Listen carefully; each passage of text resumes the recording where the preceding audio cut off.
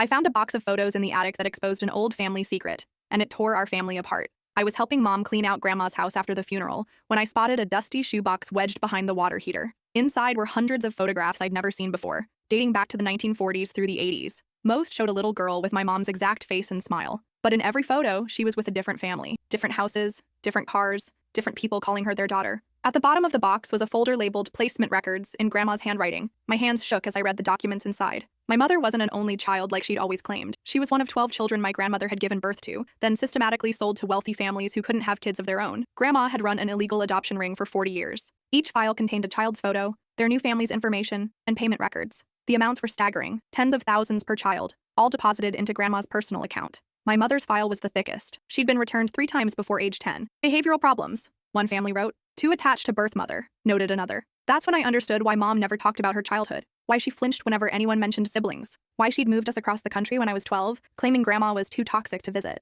I took the box home and confronted Mom that night. She broke down completely. Through tears, she explained how Grandma would promise the children they were just going on vacation, then never bring them back. How she'd been shuffled between families who treated her like a purchased commodity instead of a person. I kept trying to find my way back to her, Mom whispered, but she'd already sold the next one and forgotten about me. I made copies of everything and hired a private investigator to track down Mom's siblings. Within 3 months, we'd located 8 of them. The reunion was devastating and beautiful. These adults, now in their 60s and 70s, had spent decades believing they were crazy for remembering a mother who claimed they were imagining things. But not everyone wanted to reconnect. 2 siblings blamed Mom for stirring up the past. They'd built successful lives and didn't want the shame of their origins exposed. Another had died by suicide years earlier, leaving behind a note about never feeling like he belonged anywhere. The worst part was learning that some families had been abusive. My uncle's adoptive father had locked him in basements for days when he misbehaved. My aunt had been forced into labor trafficking by age 14, working in factories until her fingers bled. Another sibling had been starved and beaten regularly, told she should be grateful anyone wanted her at all. Meanwhile, Grandma had lived comfortably off her blood money, playing the role of loving grandmother to me while refusing to acknowledge the children she'd thrown away like broken toys.